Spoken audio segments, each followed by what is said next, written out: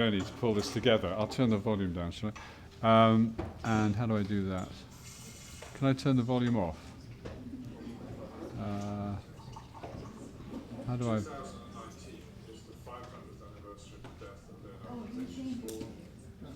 Nah, you can't do it on here.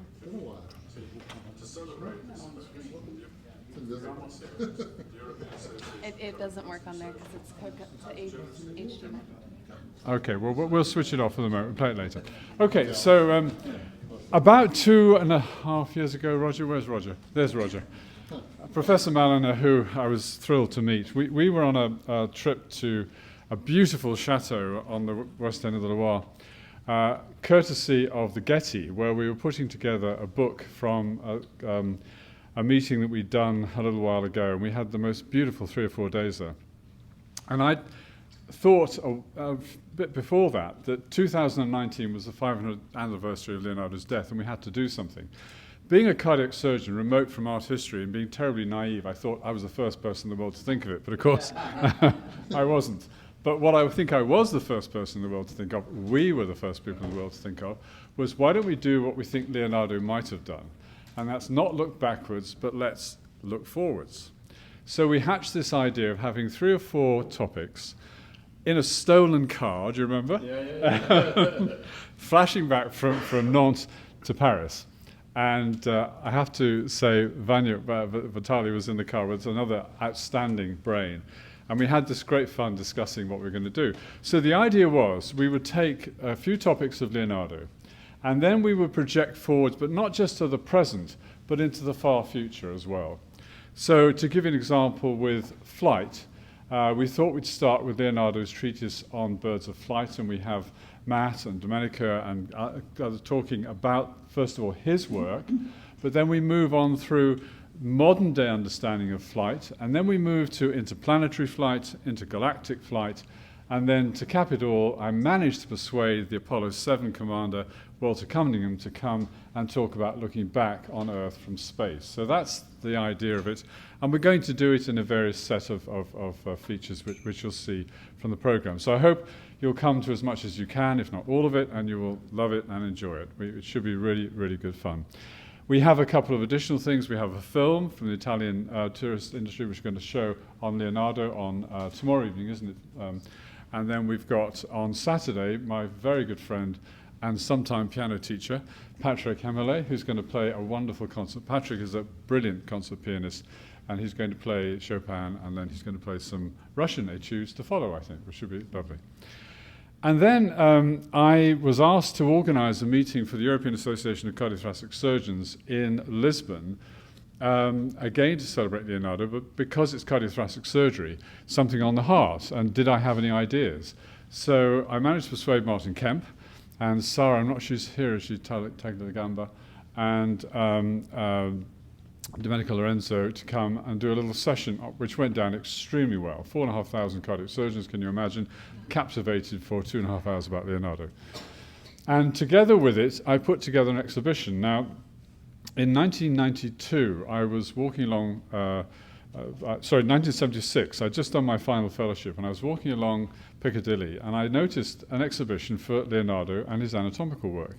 It still hadn't been disbound then, I think, Matt. It was partly bound, Carlo Pedretti had disbound, so it was turning pages in the Royal Academy. And I went in, having just spent years studying Gray's Anatomy and thinking, wow, this is much more interesting. And it became a lifelong sort of obsession, as Tyson keeps reminding me, which I love. And in 1992, I wrote to Windsor to the Honourable Jane Roberts, who was the keeper of the Queen's pictures, said, can I come and see your pictures? I'm a jobbing heart surgeon, never expecting a reply. And she said, yes, do come. And I spent the day, as Matt knows, in the Royal Library, these wonderful pictures. And at the end of it, I have to tell you this anecdote. She said, well, is there anything else you'd like to see while you're here? And I said, what have you got? She said, we have 40,000 old master drawings, take your pick. Oh. So I said, well, why don't you show me what you've got? So she said, have you seen Michelangelo's anatomy? And I said, no. And so they pulled off a file of Michelangelo's anatomy. I think a lot of it is school of and students, but there is a lot of interesting stuff there, which I looked at. And then I thought, well, Leonardo never published anything apart from the drawings for Pacioli. So I thought, why don't we do what he didn't do? Let's put together a book. So I put together a book on the heart of Leonardo. And then I thought, well, let's see how clever he was. So it rapidly occurred to me, these weren't human hearts, they were ox hearts. My father's a butcher, so it was easy to get a hold of an ox heart. And I redid the dissections. So that's leading me on to the exhibition, which I want to just talk you through a little bit, because there's a lot of interesting stuff there. So I reproduced all of his dissections, and every time I compared his drawing with the real thing, it just blew me away, because it is so accurate. And we made a whole host of interesting discoveries. For example, Professor Robert Anderson, you'll see in the movie here, is probably the foremost cardiac anatomist in the world today, and he's luckily a Shropshire lad like me and a very good friend. And we were looking at one particular drawing of Leonardo's where you see the cross-section of the ventricle and the papillary muscles and what looked like the cords going to the mitral valve across the ventricle, which it shouldn't. They go up and down. So I thought, he's made a mistake. So we did the section, and blow me down, you'll see on the wall, he's absolutely right. So I thought, what are these? So we opened the heart, and we found these interesting strands crossing the ventricle. And so I spoke to Bob about this, and he said, yes, we've just been looking at this, and they are parts of the left bundle branch across the lower part of the ventricle. We're doing some research on it. So we looked inside the human heart, and there it was. So that was one thing which has triggered some new thought. And the other was, when we looked at his work on the vortices and the aortic root, which you'll see in there as well, we actually showed that these vortices are important not just in the aortic valve, but in the whole heart. And as the heart fails in heart failure, the vortices break down. So with Imperial College, we're doing some research as well on that. So in the first room, you'll see facsimile drawings of some of his cardiac anatomy, and with it photographs of the dissections that we did. Then you will see 3 wonderful photographs that Noel and his colleagues have lent to me from a book by McAlpine, who was a wonderful cardiac anatomist of about 30 years ago, died about 20 years ago, produced this amazing book of anatomy. And they are probably the finest dissections of the human heart you'll ever see. So this is carrying it into the future, if you like, and some of those are there. UCLA's got hold of all the original photographs, I think, Noel, and we're going to redo a book on that as well. So you can see what I want to really make the point is that out of the past, we can create the future. And then through my good friend Roberta at the back, Roberta Ballesteros, we went to, she said, you've got to come and see these drawings in the Accademia in Venice. And they're 3rd, 4th year students in a group of doing artistic anatomy. So these drawings are not by medical students, they're by art students who've adapted anatomy to their own interesting form with Professor Sucheta, who's devised this amazing way of teaching anatomical form, which is truly original, I think, Roberta.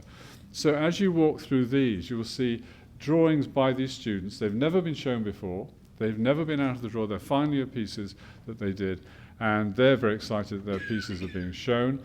You'll see there's some human form, and then the horse, because Vasari said Leonardo was the foremost anatomist of the horse and man, and the horse comes first, so we had to do that. And then finally, again, matching up to our meeting where we're going to talk about birds of flight, beautiful drawings of birds in flight by the students, followed by these wonderful photographs by another very good friend of mine, Owen, who has produced these amazing pictures of birds in flight, and I don't think they've ever been shown before, have they, Owen? So I hope you'll enjoy them, you'll take time to get to know them, and you will enjoy all of it. And now I'd like to hand over to Victoria. What about the video you want? Well, I will show you the video, because I think it summarizes a lot of what I was going to say.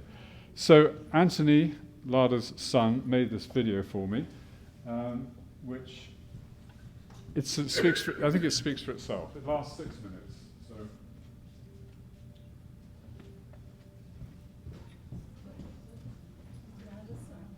Well, can we get the volume up? Oh, maybe not.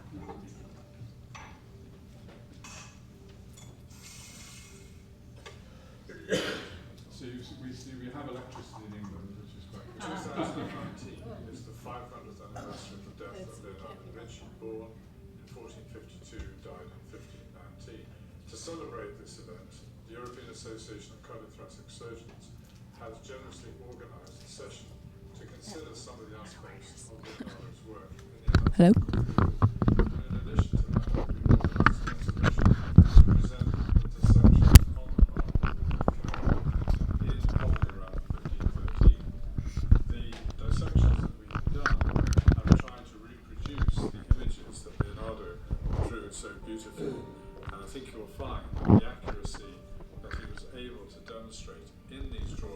and the notes deriving his Can I physiology figure out of the the volume? function of the We're heart trying to. quite extraordinary. It's not working. Robert, we've spent the afternoon today trying to reproduce some I of can the turn this perceptions mic of on. Leonardo da Vinci in his work on the heart. As an expert cardiac anatomist, what are your observations of what you've seen today? Well, first of all, I'm surprised at what he was able to depict in his dissections, because of course, when he was starting in the field, he didn't really know what he was going to find. And we, in our afternoon's exercise, found it quite difficult to find what we knew what was there. So really, it was a remarkable achievement for him to demonstrate as much as he did. In the drawings of the left ventricle and the mitral valve, one of the drawings appears to show the chordae tendineae crossing the ventricular cavity to the septum, but you made a very pertinent observation today which confirms the accuracy of his drawing. Would you just enlarge upon that? Well, at the first sight, as you say, they are the tendinous cords running to the papillary muscles. I think that might indeed be the case. But we also found that when we opened the heart today, they could well have been the so-called false tendons, which are the connections from the left bundle branch to the papillary muscles of the valve. And we can't be sure of that, of course. And when we were looking at the surface anatomy, which Leonardo described in some detail, what did you think of his reproduction of the ending of the coronary arteries at the apex of the heart? I mean, that was so amazing to see in the ox heart that we were examining. That it was almost an exact facsimile of what he'd made in his drawing, with the interrelationships of the anterior ventricular artery, what in the ox is really the posterior descending artery, and then the diagonal branch of the circumflex. That was amazing. Indeed. And the bit that we really struggled with ourselves, wasn't it, was to find the bronchial arteries supplying the airways, which Leonardo so beautifully depicted. And that is indeed the case, and that really is the key point of he didn't know what he was looking for. We did know what we were looking for, and yet still we couldn't find their origin until we opened up into the trunk feeding all the brachiocephalic arteries, and that was really a Astonishing. revelation. This is all Leonardo had. No books, no notes, When no we were looking at guide. the organ valve, the way the ventricular muscle encroached upon the underside of the leaflets, which is not what we see in the human, and perhaps a little unbelievable, but there it was, wasn't it, in the ox heart? And that's another of the controversial points, because until very recently I had not appreciated myself that there was myocardium incorporated at the base of the sinuses supporting the coronary arteries, and yet there in the ox heart that is so obvious. And as you then pointed out to me, it was very evident in the drawings he'd made of the aortic root. Quite remarkable. And then we were looking at the course of the circumflex coronary artery under the left atrial appendage, which he so beautifully draws. I mean, what did you think about that? Well, I think we do have a direct analogy to the situation we see in the human heart, but as you also point out, he depicted that so exquisitely. It was interesting for me to see that the left atrial appendage in the ox heart was almost exactly as I would have expected to see it in the human heart. And the final, we don't have time to review all of our fascinating discussions this afternoon, but you very appositely pointed out the difference between the origin of the chordae tendineae from the pulmonary muscles of the ox to that of the human. Would you like to say a few words about that? I think the drawing that he made of those tendinous cords, which almost come out like the spines of a porcupine. They sort of rise up to the aortic leaflet of the mitral valve, and it's so beautiful. It's his drawing of that is so spectacular, configuring almost the arches we see in cathedrals, and it's remarkably beautiful. And then to see the ox heart, to see that's how it really is. So that, to me, also was a revelation. And I hope you don't think I'm over-romanticizing it, but did you get the same sort of feeling that I did, that we were almost having a dialogue with him as we were doing the dissection? I think one of the important points you have made in our discussions leading up to this is that in here the 500th year of the anniversary of his death. If he was still here at this time, he would be looking forward. And I think that's the way we've been looking forward today. Well, Bob, it's been a real privilege to share this afternoon with you. I'm very grateful. I hope you've had as much fun of it as I have. No, the pleasure has been all mine, Frank, and thank you so much for inviting me to join you in this exciting adventure. So, thank you, Anthony. It's beautifully done, and it's sort of just before I stepped down as a foreign interlocutor, I thought I would just like to thank Victoria and her wonderful students because they've hung this exhibition, and I'm just so grateful to them. So I just want to give them a call out. Caitlin. Kwang Jay, is Kwang Jay here? Would you like to stand up and take the applause, Kwang Jay? Andrew Ortiz, is Andrew here? Yeah, good, well, Andrew. Ivana, yes, Ivana, and Ivana did the poster work as well, I think, with, yeah, exactly, and Alika, is she here? Wonderful. And Amy here? Well, oh good, well done, Amy. And is it Sella or Keller? Chella, she's not here, and Shane. So thank you very much, all of you. Over to you. It was an honor. You're here also for our monthly Leonardo Art Science Evening Rendezvous. And that started in this center in 2007. I established the center in 2005. And we have a special guest who actually is part of the conference. Roger Molina is the executive director of Leonardo Journal. And I asked him impromptu to please give us a few words about the evolution of the Leonardo Journal. His father, Frank Molina, actually astrophysicist, just like Roger, established it in Paris in 1969. So it's 50 years of Leonardo Journal, 500 years since Leonardo da Vinci passed, and we think we have about 5 years to figure things out. So please give a warm welcome to Roger Molina, who'll give us a short intro. So good evening. It's good to see so many friends.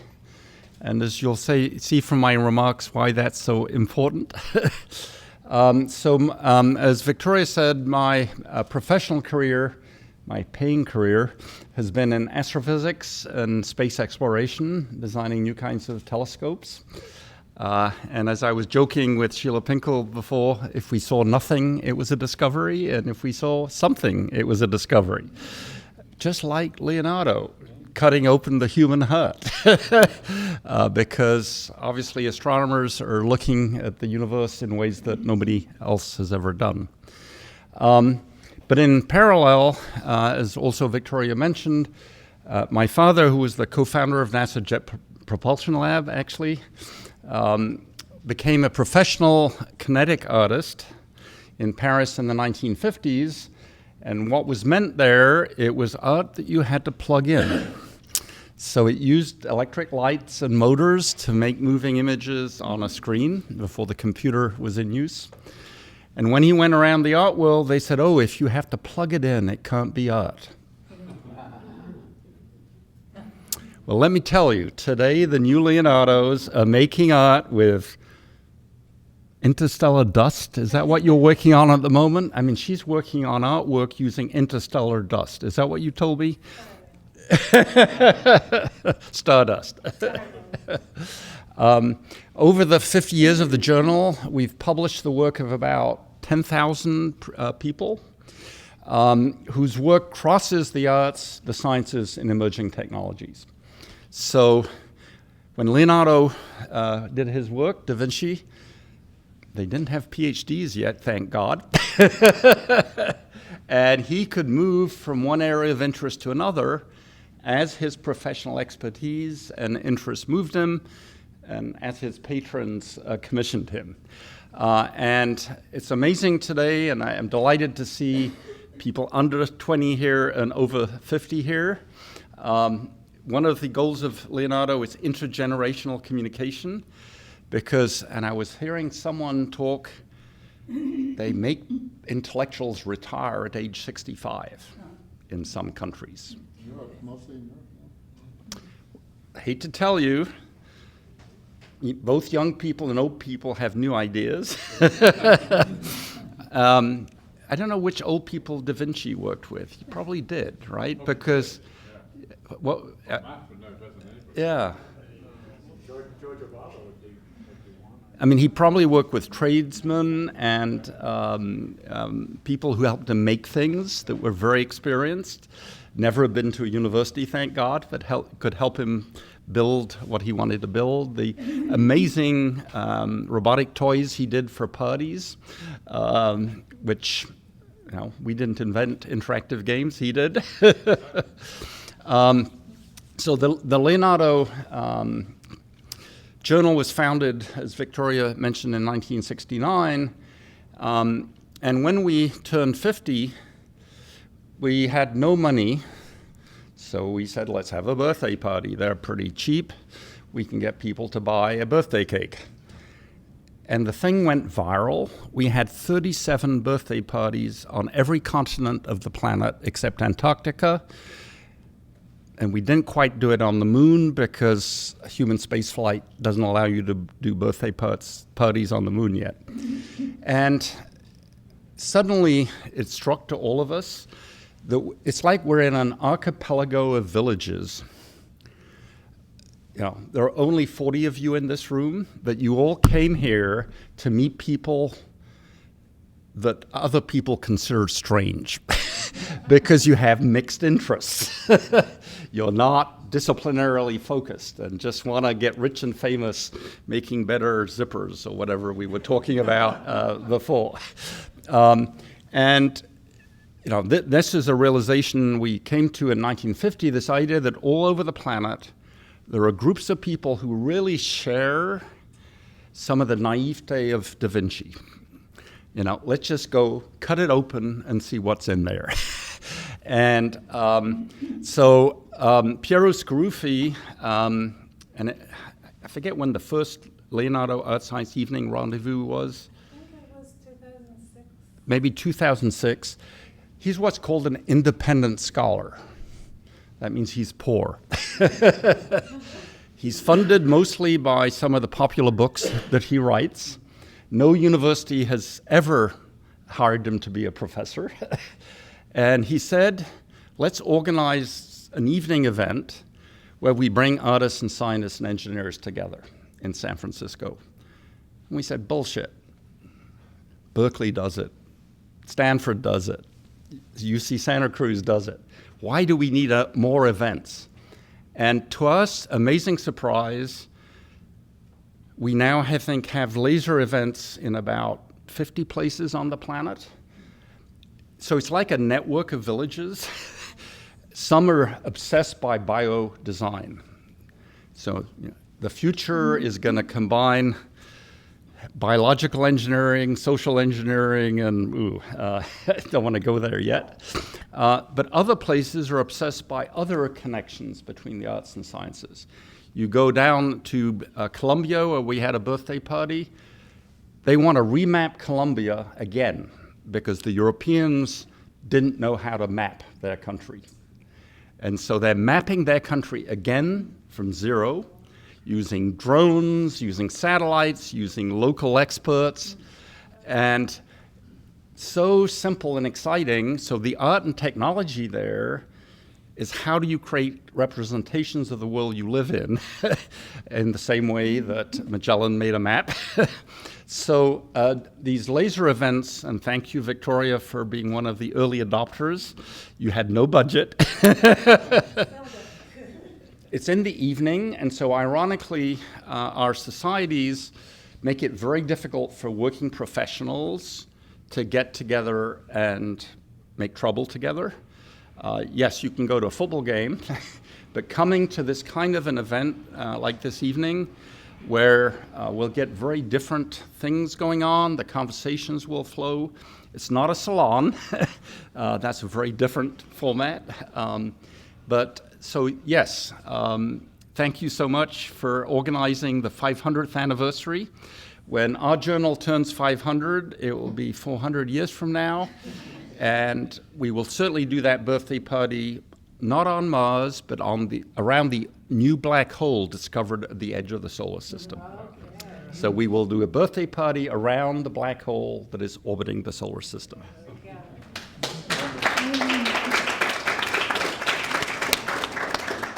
Spoken like a true astrophysicist. So every laser happens in different ways, and I'll just give you an idea of how ours happens. They're 5 to 7 minute talks, very quick, actually introductions. So you will be introduced to 5 people with very different works, but you will see how it all connects in beautiful ways, and then we just talk and chat. And I will introduce our first speaker. So let's pull this up. Qian Ye is a visiting, I have to look at it this way because I don't see it. She's a visiting scholar artist from China originally, but actually, excuse me for looking away. Let's see if this comes through. Sometimes it takes a minute. Introduce Qian. There we go. Okay, take 2. So Qian Ye is a master's student at Interface Cultures program in Linz, Austria. I give seminars there, now it's the 3rd year in the summer. And Krista Sommerer, who's the professor and my colleague there, asked me to pick some students that I think would benefit from coming here to UCLA. And we already had 3 visitors, and Qian is the 4th. She was actually supposed to come here last year, but it took forever for us to get a visa. And she persisted, I persisted, and she's here. And we're actually going to meet in Beijing in a few days to do an installation.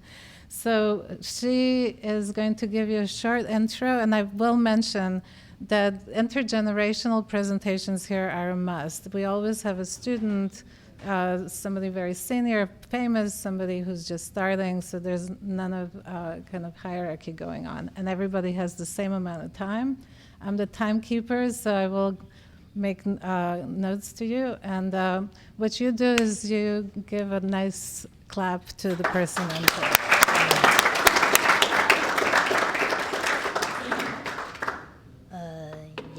I feel a lot of pressure after you guys talking. I feel like I'm a kindergarten. So, okay. So my topic today is like building bridge between virtual and the real. It's kind of big, but I'm trying to do small thing under it. And this is me. My name is Qian. And so a little bit about my background. Yeah, sure. Is it working? It's not working anyway. So I have finished my bachelor in China. So I have different background, both of industrial design and the computer science. So it's kind of like art and science combo. So now I'm doing my master in interface culture at Kunstuni. I have been worked as these companies as human-computer interaction designer and researcher, like for the past some time. And a few of my work, which I'm gonna share with you today, have been exhibited in London Design Week and Arts Electronica this year and the last year. So my research topic, so that in general, which I'm interested in, is like these 2, tangible interface and mixed reality. The reason these 2 put together, because it's, for me, these 2 have some kind of similarity. They all trying to explore the possibility of how to build a good relationship between virtual and the real world. Because like computer is the one big thing we can't ignore now, right? So next I'm going to share some project I did before to explain further. So first one is, this is one page from a pop-up book I made. So this is like a paper book. So these are like a personal experience. When I remember when I was young, like 6, and my father always took me to the park, and there are so many fireflies. So I always like blow them away. And I think you cannot see these fireflies in Central Park in China anymore. So, yeah, and think about the kids now these days, next generation. I watch my nephew like keep tapping the iPad all the time. So like it's really make me frustrated. So I was thinking why I can create a tangible, interactive way to let them like play with the virtual device in a physical way. So I'm trying to take advantage of both physical world and the virtual world. So here comes up this project. It's called Pop-Up Pel. So it's beyond paper. So this is an interactive pop-up book for children. So it's called Pop-Pel, and this consists of a smartphone and a pop-up paper book. So each page of the book describes an independent scenario, which allow children explore the interaction in different way. So in a simple way, like for each page, you have to find a different way to trigger it instead of just tap. So I'm gonna show you the quick video. So for this page is like a flower. The way how you do with a real flower in the physical world is probably like touch them, smell them, right? And like for this one is like raining. And what are you gonna do when it's raining? Probably protect yourself or protect a seed or flower. And the second one, if you see a pond, and then you just dip into the pond. And the last one, you see the favorite one is the firefly. You see fireflies, what I do is like blow them away, scare them, so they hide into the bushes. So I think you probably get the basic idea. So what I'm trying to do is like, those years, as I said before, electronic reading material has grown up to be a popular medium for preschool children learning. So the simple and easy interactive gesture which can make kids grab rapidly without learning, also the key to turn into one of the most popular way. But I think but those simplified movement that we use to interact with the physical object has a significant impact to their early cognition. So getting children to interact with the physical world is what can facilitate active learning. And so that's why I come up with the idea. So these are some pictures. So if you touch the little flower, it will change the shape and the color. And you see the pond, and you have to protect it instead of just tap the screen. And so what's funny is that we find out during the exhibition, at the beginning we were thinking, should we put instruction for people to understand how to use it, because they just come up with this book. And then we didn't, we just want to see how it works. And turns out all these like kids, like under 7, they just came in and know how it works right away. So, but all these adults just comes, just tap the screen, and which there's no response, right? If you just tap the screen. And they ask, oh, how this work? Why it doesn't like have any response? And so this make us think we are kind of losing something as we grow up. So, yeah. And there's another one, so that also the last one I'm going to show you today. So it's called Triality. Triality is a triple reality. It's like 3 people. It's like a short for triple reality. This is a cooperative mixed reality experience game. And so the background is in a mystery laboratory. 3 participants have to synchronize to solve the pending task. Each player perceives only one sense of the same virtual character and control it: touch, hear, and a sign. So to solve the problem, they play must work together as one unit to gain the complete understanding of what is happening in the virtual world. We come up with this idea because for most of VR experience, 90% we think is just visual virtual, just the eye stuff. So we're trying to like bring more physical feedback into the virtual world. So in this game, one plays as the eye, another one plays as the hand, another one, the last one plays as ear.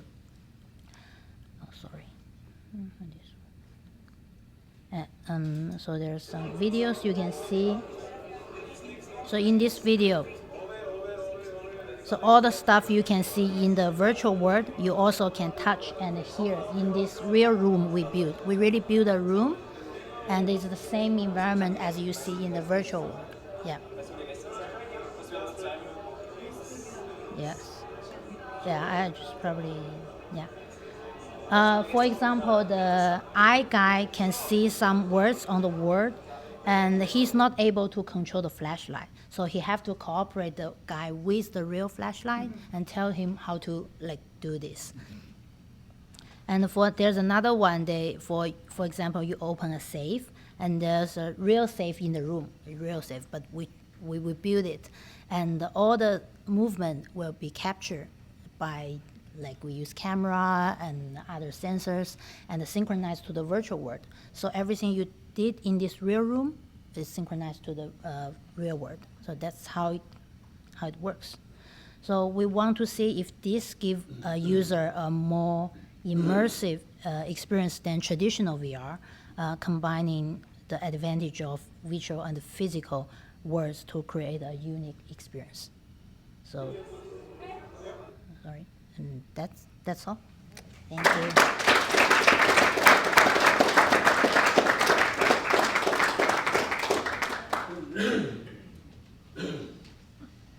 Next speaker is Anuradha Vikram. So Anuradha actually is director of the 18th Street Art Center. For some of you who are familiar, it's downtown in Santa Monica. She's also this quarter started lecturing here at UCLA, so we're excited to have her. And she's the author of Decolonizing Culture, which is a collection of essays that address question of race and gender in contemporary art spaces in particular. Please welcome Anuradha.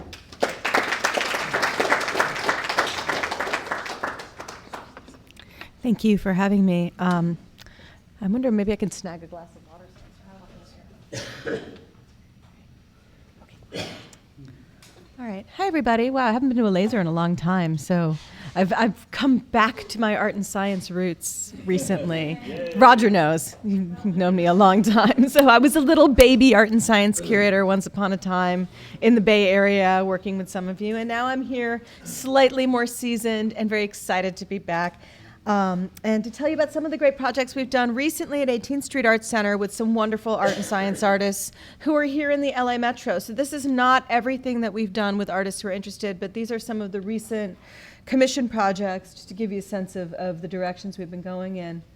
So now one thing we're going to find out is whether my videos work. I did upload them separately just in case, because you never know with PowerPoint, but we'll see how it goes. Okay, so right now we have a show in our gallery. So very recently, 18th Street got a separate facility to manage at the Santa Monica Airport. So as of July, we're running a 2,200 square foot gallery there. And so this Saturday, the 19th, we'll be opening an exhibition with the architecture firm Brooks and Scarpa. They're based here in LA, and they're best known for using recycled materials and creating low cost to build LEED structures and generally innovating in terms of bringing the costs of construction down in order to make housing and building more affordable, and innovating in design in order to do it. So our show is 12 models from affordable housing and art residency complexes, as well as their prototypes and models for the new Nest project, which is one of the awards that's been distributed to firms in the LA area to figure out sustainable, permanent solutions for homelessness that can circumvent some of the onerous permitting process here in Los Angeles. So it's a really innovative project that's all about the need for density and how we can create density in the area, and that's something we're talking a lot about on the west side because of gentrification and all of the displacement that's happened. And then being at the airport, there's all this conversation around, well, what's going to happen in 2028? So most of you probably know that in 2028, they're supposed to hold a vote to close the Santa Monica Airport for aviation purposes and turn it into an arts and culture corridor for the city of Santa Monica.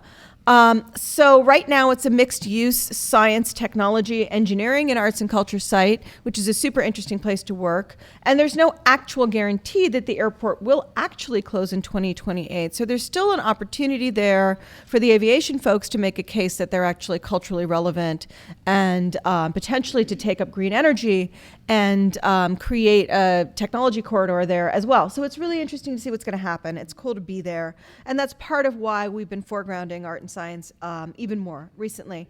But actually, you know, we started 30 years ago. We were founded Halloween 1988. And some of our original founders were art and science artists like Electronic Cafe. Kit Galloway and Sherin Guirguis were founding artists on our campus. Easy TV, who was very involved with SIGGRAPH back in the 80s. Also been on our campus for over 20 years.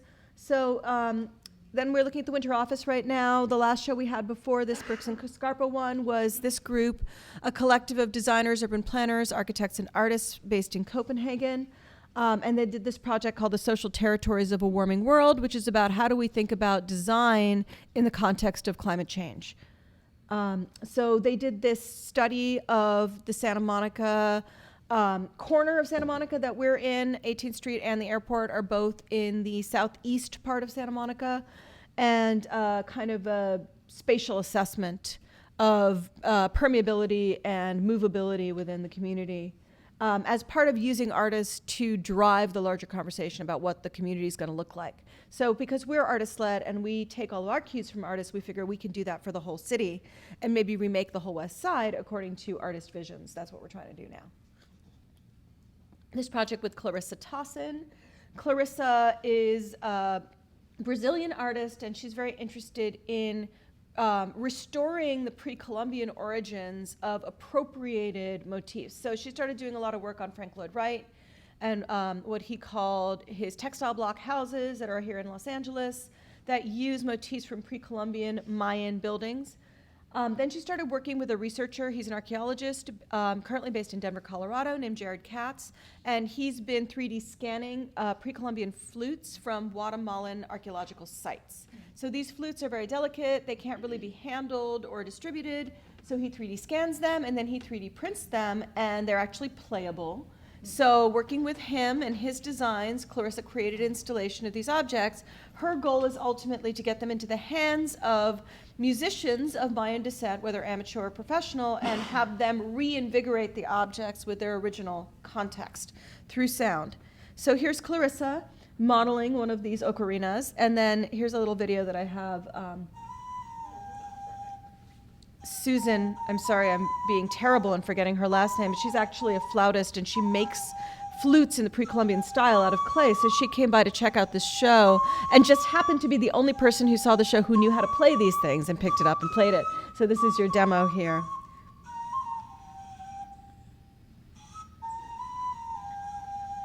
All right. So Nina Waisman, who's here. Hi, Nina.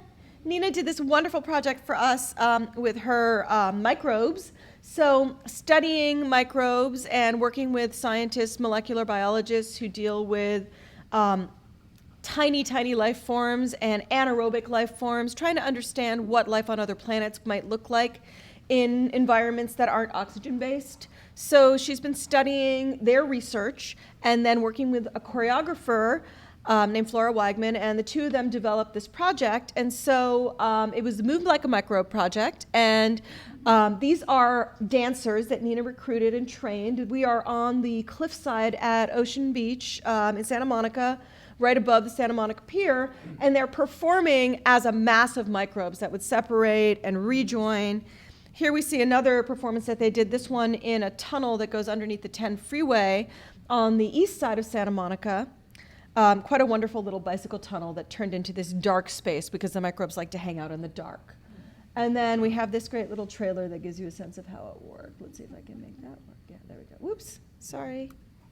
Bad media. Did I do it? I broke something. I'm sorry. I broke something. I don't know what I did. Spinning ball of death.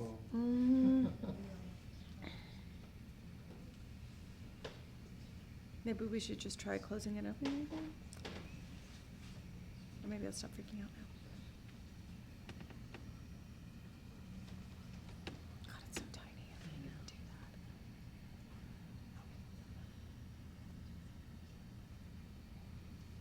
Let's see if we can get that video to play. I had it and then I messed it up. There's a link to the video. Wasn't it at the bottom? There we go. Okay, I think I can do it now. If I go here, right, to the next one, and then click.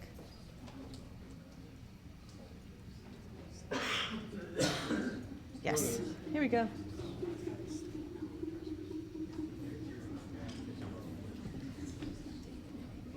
For some reason, all my tabs are on this side. That's okay.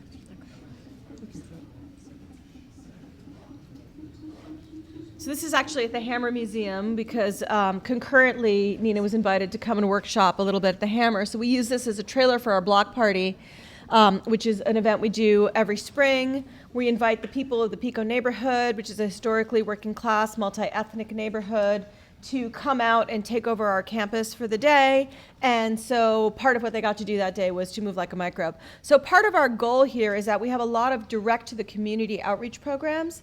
And we're really trying to work with communities who don't always have access to higher education or arts institutions, but we want to present them with the most challenging, cutting-edge work that's being done and make it available to them. And that means that it's really important to have these esoteric kind of performance-based, research-based projects and then find ways to connect that with people who maybe don't even know that artists do research. So that's been a lot of fun. So this is another project we did with Sherin Guirguis. Sherin has been working with this material called Super Adobe that was originally developed out of Caltech, a gentleman named Nader Khalili, who then started a company called Cal Earth out in the desert. And using this Super Adobe technique, it's a kind of mud-based concrete that they make. You can see what it looks like here. They do this surfacing. So they'll build a structure out of dirt-filled burlap bags, actually using earth from the site that they're at. And you can use this to make really low-cost supportive housing, for example, in communities where there's a lot of refugees. And so that's mostly what the Cal Earth guys do, is they go all over the world and they use this technique. So they fill these bags, they build a structure, and then they cover it in this quick-drying Super Adobe. And it's incredibly strong and lightweight. And then if you want to destroy it and return it to the earth, you can actually just smash it, and it basically just goes back to earth. So it's quite remarkable. So I have this little video here of Sherin also mixing the Adobe, which is fun. And so, you know, artists are involved in all kinds of research. A lot of times what we're doing in the artist lab is actually material science research, such as this. In order to give the artist an opportunity to experiment with techniques and methodologies that in a traditional artist studio, they just don't have the capacity to do because it's messy or because it requires certain kinds of equipment or access. So whether it's doing 3D printing for artists or you know, helping them access a space where they can work with dirt, what have you, you know, this spirit of experimentation, material science, and research drives every project we do. So the ones I'm showing you right now really highlight that. This is Candice Lin. She's an assistant professor now in the UCLA Department of Art, and it's really wonderful and remarkable that she's here. She's such a brilliant artist working with the history of science and colonialism in a really moving way. So in this project, 2015, she was able to translate those histories through a materials workshop in having people come in and make incense with her. And as they made it, she would talk about what the origins were of the different plants and how we got them, and always that was connected in some way with the colonial lineage. So I'm going to show you this quick little trailer. I'm almost done. Did it?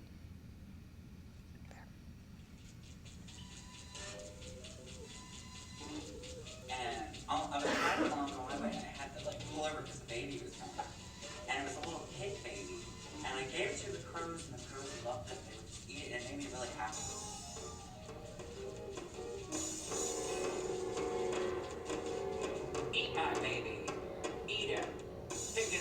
eyes. He's for you, brothers. Eat him. Eat him. So this one was fun because we actually made a new little artwork. Our then communications director and Candice together made this new work to spring off of what we were doing in the project. And that's what's great about working in Artist Front Center is that all of your colleagues are artists too. So this is the last one I'm going to show you today, which is Miljohn Ruperto, another LA-based artist. This project he did in collaboration with a neuroscientist, Rajan Bhattacharya, who's based in Malibu, and then an animator, Ahmed Ajong, who's based in the Netherlands, in Rotterdam.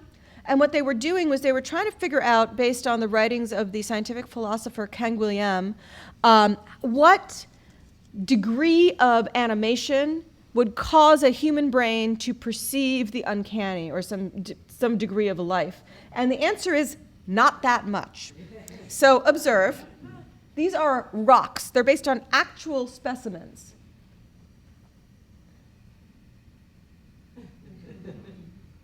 So at what point does it start to look like meat? I actually like that we're ending on this one. It kind of looks like the Leonardo heart. So that's us. Thank you so much.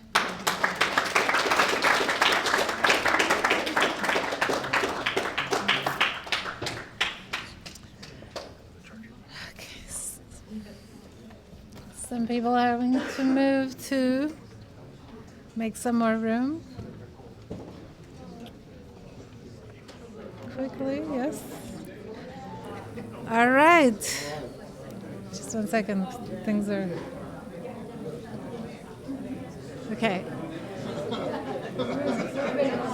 It's not an intermission. We're continuing. Hello. Woo! Whoever has to go, go, please, but we continue. And we're continuing with David Famillion, who's a good friend. He's a photographer by background. And hey, Noel. Okay, good. Yes. Okay.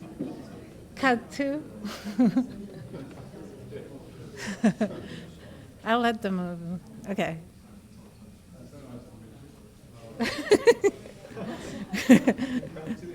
I guess it is an intermission. Maybe you can gently...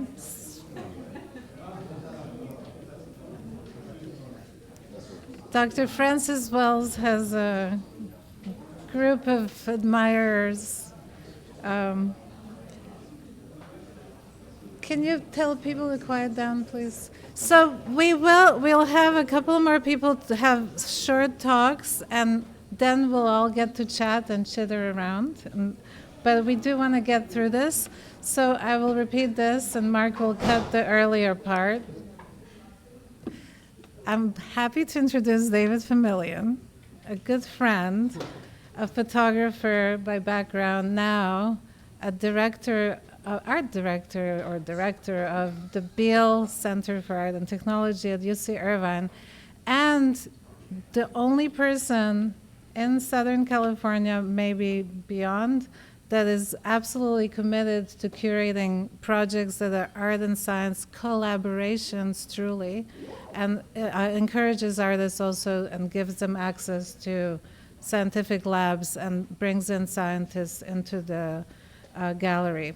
He's going to present to us, I think, the new work that, yes. So a fantastic new piece that just premiered last week, The American Monument. Welcome, David Famillion. Thank you, Victoria, for inviting me here, probably for the third time.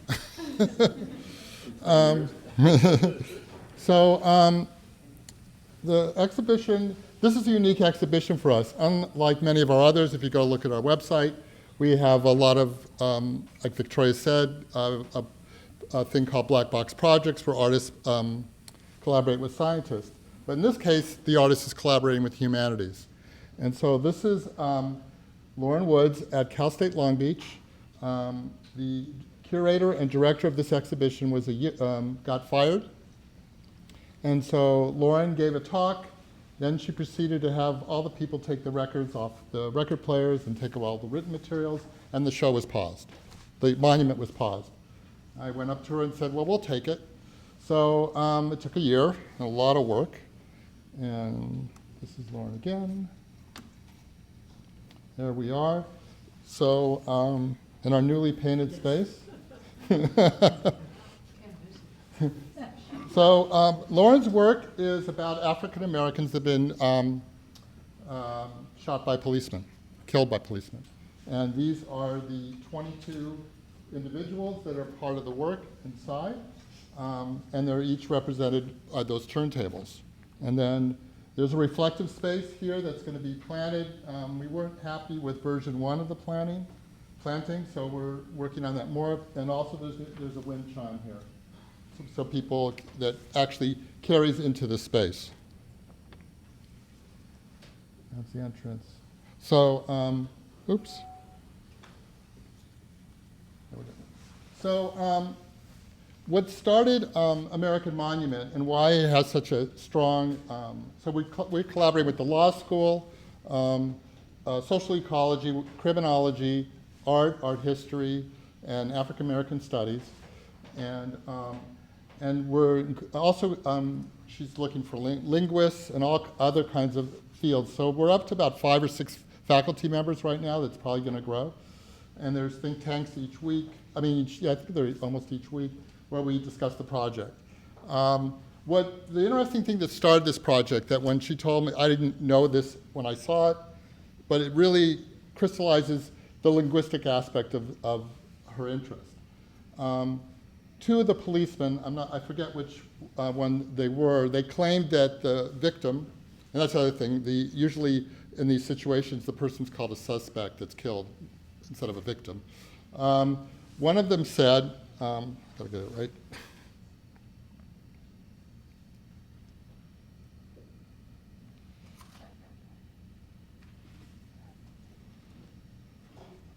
One of them said, "You are too much of a pussy to shoot me." That's what the policeman claimed that was said to him by the person, the victim. The other one is, "You're going to die tonight, motherfucker." So Lauren took a number of her friends, and like rappers and just friends that she knew, and had them try to say it. And they couldn't say it. They literally could not say these words in a believable way. And some of them were actors, singers, there were all kinds of field. And so one of them decided, well, I'll imagine myself as Denzel Washington in Training Day, and then they could all do it.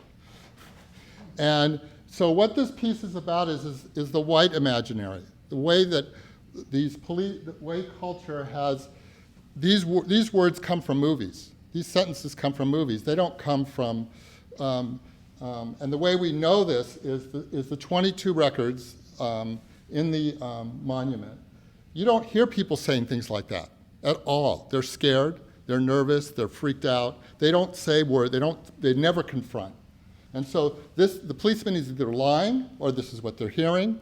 Sometimes it's, they think they're talking louder than they really are. So there's all these kinds of analysis and close reading that she is looking at. So this is Laquan McDonald, and he's the person that was shot in the back. And so these are theoretically the exit wounds and entrance wounds of it when he was actually shot in the back.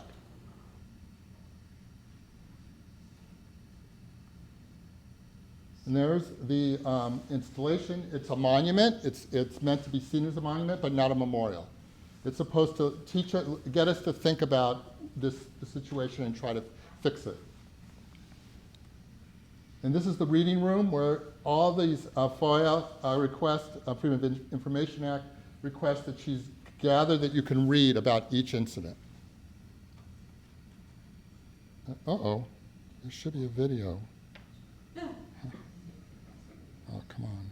Blame it on Bill Gates. Huh? Oh, shoot. Where's the video? No, it's in my computer.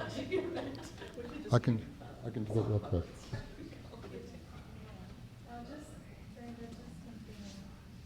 I don't understand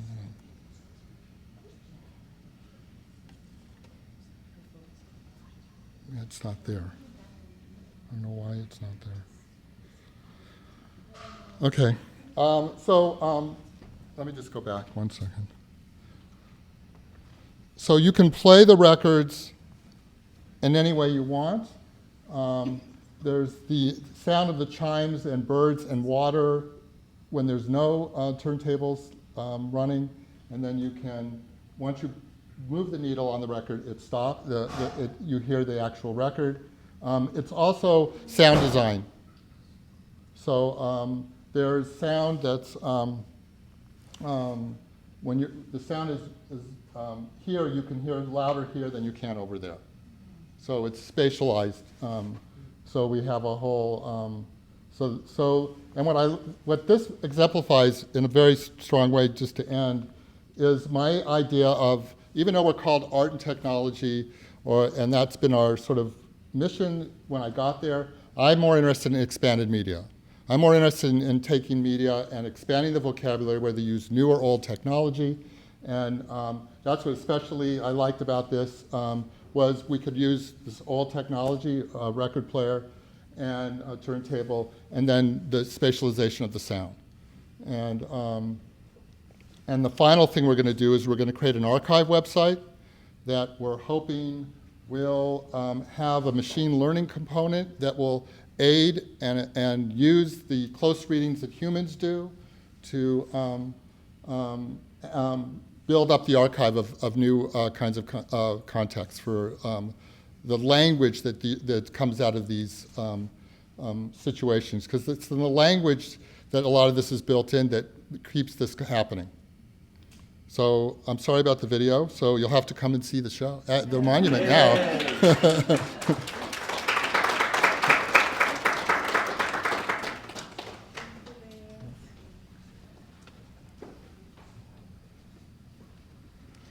And our next speaker is Brittany Ransom.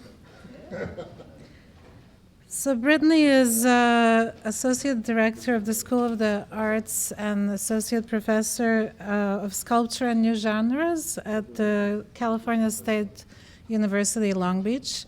She was also the curator of the past SIGGRAPH exhibition and specializes in a lot of 3D sculptural objects that we'll hear more about. So please welcome Brittany. So I have a little bit of a cold, so I'll try and talk as loud as I can.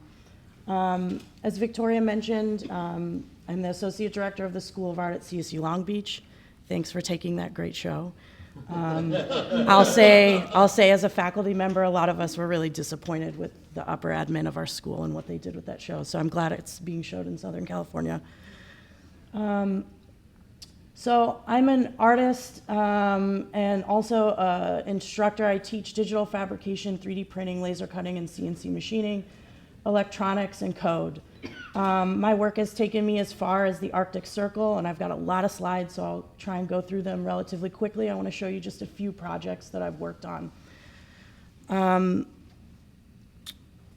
My work is centered around pests. So if you have an insect or some sort of vermin in your house that you don't want, the chances are that I want it in my studio.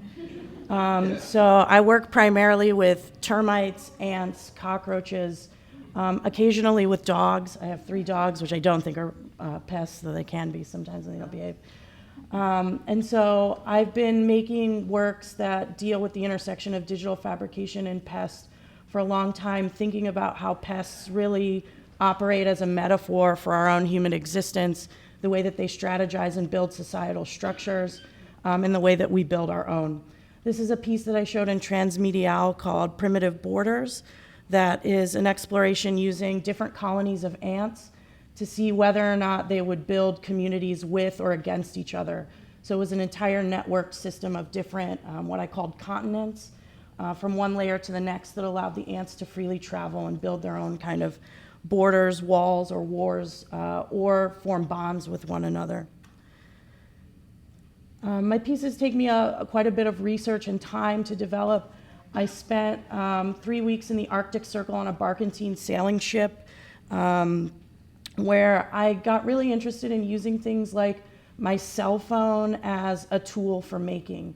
So I think about this tool that we carry around a lot, but as an instrument for making objects. So I started using it as a 3D scanner and using it for photogrammetry, and these are just some images of that landscape. This is in Svalbard, which is it's about in line with Greenland. It's pretty far north. And some images from our trip on our ship. So I utilized my cell phone to scan ice at the time. This is from 2014. And then retranslate it into objects using different data sets in the computer three-dimensionally and try and replicate those back out into the world as skeletons of what the material once was. So I think that these might be some of the only ways that we have relics of this type of landscape in the future, unfortunately. So the idea was to kind of capture that and think about data loss in the landscape versus data loss in the computer as I'm trying to recreate these objects. So I'm going to cruise through some of these relatively quickly. While I was also there, it was 24 hours of daylight. You start to go a little bit crazy after a while. And I started collecting rocks that I thought were interesting. I thought like some of them looked like a polar bear, other things. But we weren't really allowed to take anything from this landscape. So I again started using my cell phone as a 3D scanner to replicate these rocks. And thinking about digital fabrication, it's sometimes not as satisfying to replicate something from the natural world that you've then computerized and then replicated again. So these rocks really became dissatisfying. But I did steal one piece from the Arctic Circle, which was a fossil that I found on the beach that I just couldn't part with. And so I went to Catholic schools my whole life. I blame my parents. And for my guilt, I decided to replicate this sculpture 5 times its size of the original fossil. So this is a fossil of a tooth. I involve my students and my teaching in my own art processes as well. I utilize a lot of my processes for teaching students how to operate these large machines and utilize it in their own practice. So this is just kind of some back end to show you kind of what that looked like. I wore a pair of orange pants in the Arctic, which I collected all of these things in, but ultimately only kept one piece. There might be some audio. My work's gone as far as into outer space. I was part of a golden record project where I sent a recording of the glaciers melting at a rapid pace in the Arctic Circle as part of a new golden record project that happened with the Forever Now group in Australia, which happened also in 2014 and 15. Going back to pests, I created a project called Tweet Roach in 2012. That was a cockroach that was augmented with a backpack that you can buy online. It's supposed to let students study neuroscience that are K through 12. But at this time we were going through an election year, and I decided to let the election data drive the cockroach in space. So anytime people were tweeting right or left, it would drive the cockroach right or left in space. What was really interesting about this project is that the cockroach learned to ignore the signals from the internet. So we can't put our phones down, but they very easily can ignore the internet. I tried it with many cockroaches. This went viral. It was on CNET and CBS and all kinds of things. I got PETA death threats over this. So I work with these kind of things often.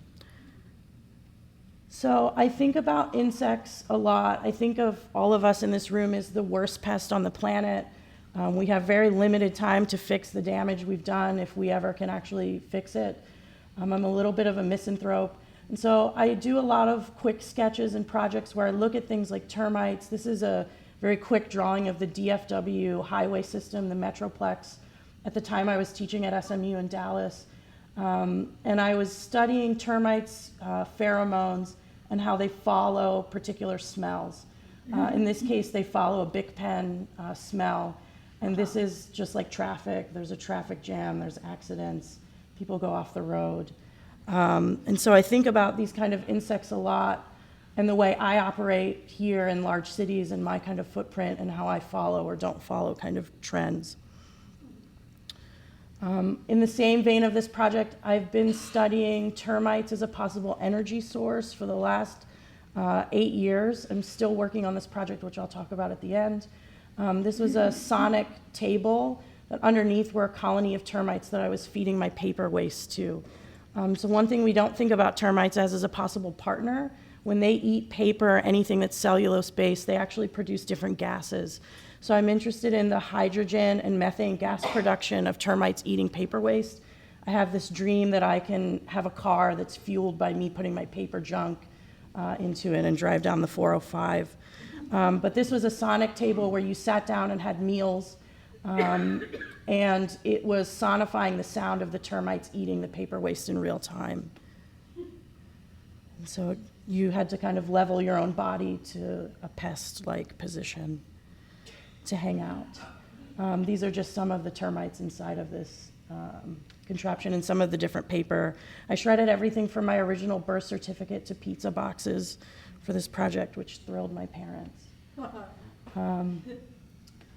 I use a lot of different media in my work. This is a piece that I did at the Hyde Park Art Center where I was projecting beetles that essentially eat soybean and different bean crops in the Midwest. I'm from Ohio, and we spend millions of dollars eradicating different pests from our food sources. But these type of beetles will eat a bean, lay an egg, and then hatch from the inside out. And they'll keep doing that over and over with the bean as its host. And I really think about us kind of operating like these beetles, and that's exactly what we're kind of doing to our own planet.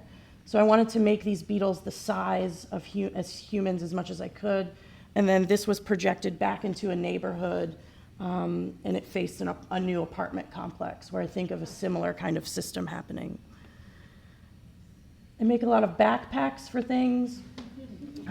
This is a type of beetle that helps break down our dead trees and dead vegetation in our forests. This is just a watch battery and an LED and Velcro. And I was making long exposure images looking at beetles to see if their paths might look similar to my own daily paths. These particular beetles primarily are in pairs, they're kind of monogamous, and travel the same kind of log over and over again. So at the time I was using a Garmin watch to track my own kind of movements and look at their paths versus my own. It was really interesting. The beetles learned how to rub that backpack off, and that's when I would stop the images. Currently, I am an artist in residence at LACY, which is the Los Angeles Clean Tech Incubator. It's part of the Department of Water and Power here in LA. It's a relatively new residency program that's focusing on bringing artists together with scientists and engineers who are working on clean tech innovations for the city of Los Angeles. And while I am there, I'm working on a new project investigating the bark beetle. And one thing that we don't think of here in California is kind of the larger ecosystem of what helps fuel wildfires, and the bark beetle is actually a really big problem. They're essentially a pest that's moving across the western United States, and they're eating trees from the inside out due to drought and due to hot weather and changes in climate. So I'm working on a project now where I'm 3D scanning again. Let's see, I don't know if this will play. If not, it's okay. Where I'm 3D scanning different elements of pieces of bark. This is a really new project, so I don't have any kind of concrete final plan for it just yet. But I'm looking at, again, their paths and thinking about our own highway structures. But also I'm working with a researcher at the Huntington Library and also the LA Arboretum to come up with different traps that are 3D printed and 3D modeled for these beetles for studying. I made a really experimental piece where people walking by in the street in Long Beach could look at different printouts of these paths. And it essentially would erase, it's using like old anaglyph ideas. It would erase the bark beetle's paths and show different sections of the highway in Los Angeles and the greater LA area. So these are just some images from that. So it was meant for the metro originally. There's a train that passes by. It was supposed to be large panels, but it was a little too hot during this time of the year.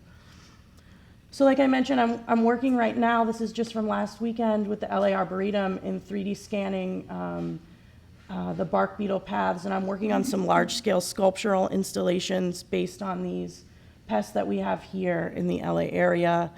These are just some prototypes. This is gonna be an ultraviolet reactive sculpture. This is at a 30-second scale of bark beetle paths that simulate the LA highway system. And again, I use CNC machining a lot. These are some pretty raw pictures from my studio. As Victoria mentioned, I was the 2019 SIGGRAPH Art Gallery Chair. I've been working with SIGGRAPH since 2016. I was the studio chair before that. We were lucky enough to have Victoria and her collaborators' piece, Noise Aquarium, as part of that. I also was a fellow with American Arts Incubator, which is part of 01, which is a group in San Francisco, and they're sending artists across the world to teach different digital fabrication, VR, AR, and coding to different communities. I was really lucky to work with an indigenous population in Mexico over the summer. I've published a few things. There's the most recent issue of Leonardo from the SIGGRAPH collaboration. I'm also in the 3D Atavist cookbook. Routledge companion book has a piece in it about Tweet Roach. And I'm going to be in a new book with Morsha Nalahari called The Anthology. It's an anthology titled In and Out of Sight, The Art and Dynamics of Circulation and Suppression. And I did that really quick, but thank you. These are my dogs.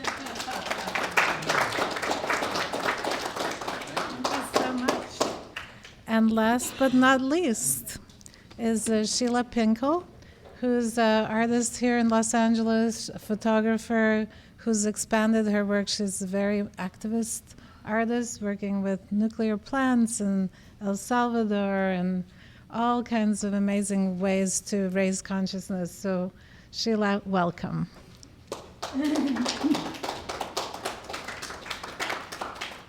Let's see, so okay, so good evening and thank you. I'm going to talk tonight about two projects that sort of bookend my life up to this moment. I've done a lot of, as Victoria said, activist things, but I'm going to show you two projects that one started 50 years ago and the other one I'm working on. Still working on. And actually the other one, I keep working on things. They keep going. I don't stop. But so what happened, and I want to take you through this process, just so that you can see what I did. I got very interested in this wedge shape, and then I began to explore this wedge shape. This was 50 years ago, and started making drawings of this wedge shape. And then I began of this wedge shape. And then I began to realize that this wedge could turn into a cube if I put it at a 90-degree angle. And so then I made a drawing trying to envision the evolution of that process. And so then I made a silk screen of this wedge shape that then I framed in a 90-degree frame and made this so the center turned into a cube. Okay, so that was the beginning of this project. And then this is a tall piece that's actually bent at a 90-degree angle. But what happened in this case was that depending on how tall you are, determines where the wedge shape turns into a cube. So it's a non-static experience. It's different for each person. And actually that was very important to me that had to do with something that I'm very interested in about the transformative nature of experience and the non-static nature of experience. And I think that's really been a driving force for me in the work that I've done throughout my life. And so then I found this glass dish. And I was very relieved to hear Brittany talk about her piece of fossil because, in addition to loving her work, I must say, and I'm always not sure whether to say this, but I will, I found this dish on the table in a Japanese restaurant. And so I really fell in love with it. And I didn't know why. I mean, why would you fall in love with this dish? But I did. And I had never swiped anything in my life. And I wanted that dish. So I took it. And, you know, like, and I tell the story because I was interested in how my passion for this superseded my ethics. And there's something in that, and I don't know, but I have operated off of my passion my whole life, but this was the one and only time I swiped anything for it. But so then I had no use for the dish, and I went into a dark room and I started making photograms with the glass dish. Every time I'd go into the dark room, I'd find more different images that the dish was capable of, and so, you know, periodically when I couldn't think of anything to do, I'd go into the dark room and make photograms with my glass dish. And ultimately I made walls full of photograms of this glass dish. And theirs are in black and white, and then I made this cyanotype work of 4 images showing the XYZ axis of the glass dish. And then I took the glass dish to I took some of the black and white images to a color Xerox place, and at that time the mechanics were that the machine would scan for cyan, magenta, yellow, and as you moved an image between those passes, you would get this new accumulation of color that weren't there before. So I transformed it in this way using that, and then this is a mammogram of the glass dish. And I actually got access to the zero radiography technology at the Xerox Medical Research Facility in Pasadena. That's a very funny story, but I don't have time to tell you. But then I had a show of this work.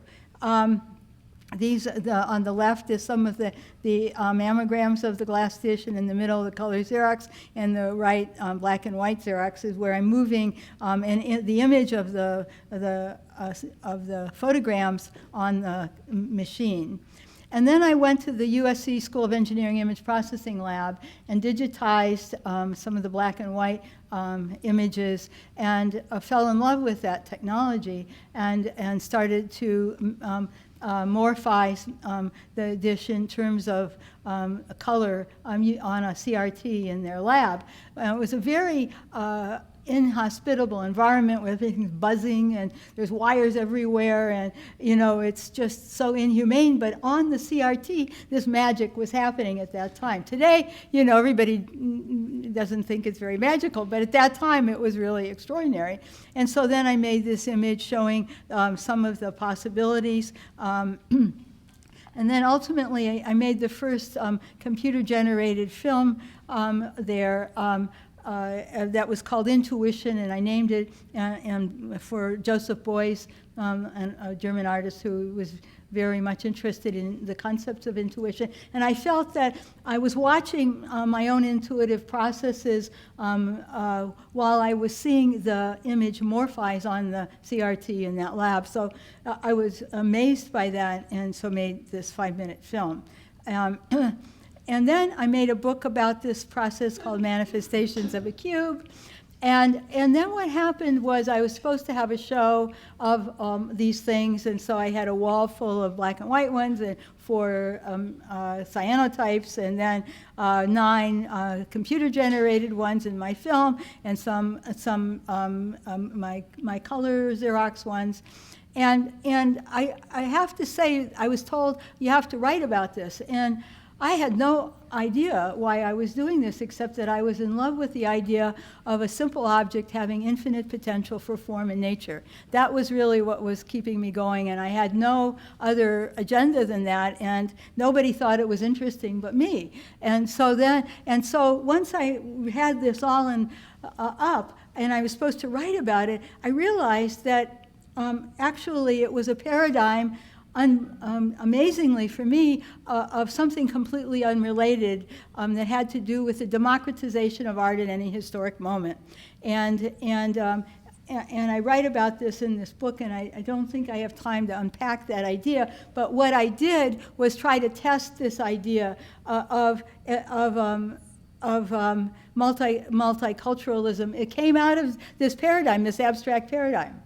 And so I proposed multicultural focus exhibition to the Los Angeles Bicentennial Committee. They accepted my proposal. It was one of 2 proposals they accepted.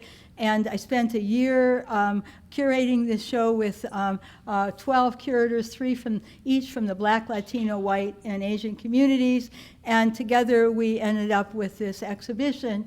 And it was the very first time that many of the non-white artists had exhibited anywhere, because at that time in 1980 there was no exhibitions of non-white artists in LA, almost none. There was just a few venues. So this put many people who had never exhibited, gave them a platform, like Carrie Mae Weems and Daniel Martinez and Patrick Nagatani and Todd Gray and Bruce Yamamoto. Many people whose names we know today in the art world were exhibiting in that show for the first time, Willie Middlebrook. So, so I had that show. We did it in 1980. And then I put together this catalog called Monthly Cultural Focus for that show. And then there was the Getty initiative, the PST, Pacific Standard Time initiative that happened in 2010. And I was able to reprise that exhibition only with the same artists, but with what they were doing in 2010, not in 1980. And I was trying to figure out, well, what would be an apt image for the cover of this show? And I couldn't come up with this image. And so then, for some reason, and I don't know why I did it, but I put my camera lens on my flatbed scanner and scanned my camera lens and discovered that all this color came out of my camera lens. It was just extraordinary. And so then I thought, well, that's all colors coming through this lens. So I thought, well, maybe that would be a good cover for the catalog. So that became the cover for the catalog.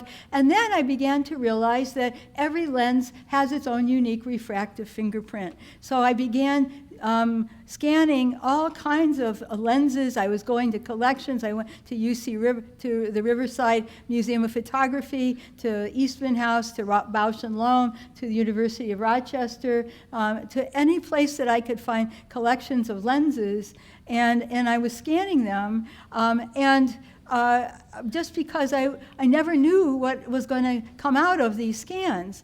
And sometimes I always actually scanned them wide open and stop down. For instance, this is a lens that was owned by Monray, wide open and stop down. And this was another one. This is a Noctiflux. It's one of Leica's the priciest lenses. It's got an f1 aperture, and it scanned beautifully. And I found it at a store in Orange County, and they had to unlock a safe to get it out so I could scan it, and it was $60,000 lens, right? So, and this was another lens owned by Monray, and I always think that it looks like his eye, actually. And I'll just go through a few more. This one was a right-angle lens, and so it had very unusual optics to it. It was at the University of Rochester. Another lens from Bausch and Lomb. And then finally, a lens that ended up on the cover of Leonardo. So there was one other thing that I really wanted to say, and I can't remember. But anyhow, thank you.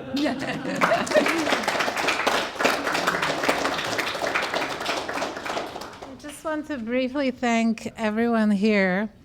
And if you just think, every time we do this, I sit and I try to think, what's these threads that come together? So we started with Leonardo da Vinci. We ended up with this Leonardo cover.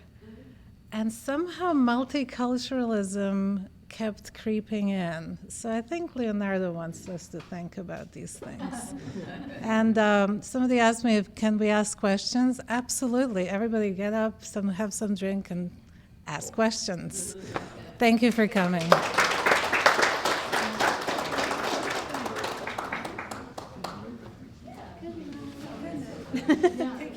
must have not saved it.